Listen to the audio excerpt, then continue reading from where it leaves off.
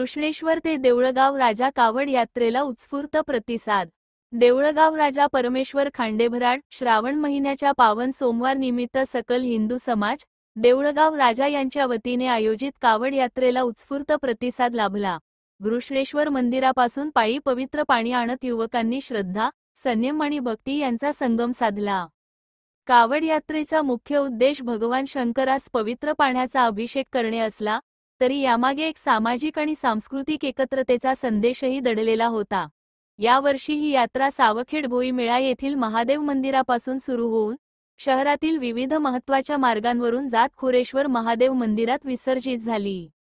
मिरवणुकीचे विशेष आकर्षण म्हणजे अघोरी साधू, कालीमाता, गोरिला आणि हनुमानाच्या वेशातील कलाकार ज्यांनी उपस्थितांची विशेष दाद मिळवली। ढोल, ताशे, लेझिम, टाळ मृदुंगांच्या गजरात हर हर महादेव चा जयघोष गगनभेदी झाला। प्रत्येक रस्त्यावर नागरिकांनी पाणी, शरबत, फळे आणि प्रसाद वाटप करून यात्रेचा आनंद द्विगुणित केला। बालाजी फारस, महाद्वार चौक, कमिटी चौक, चोंडेश्वरी चौक, सिव्हिल कॉलनी आदी मार्गांवर नागरिकांनी आरास सजवून स्वागत केले। सकल हिंदू समाजाच्या कार्यकर्त्यांनी चोख नियोजन करून यात्रेची प्रत्येक टप्प्यावर व्यवस्था सांभाळली। पायपीट, सेवा, एकात्मता आणि भक्ती यांची सांगड घालणारी ही यात्रा होती।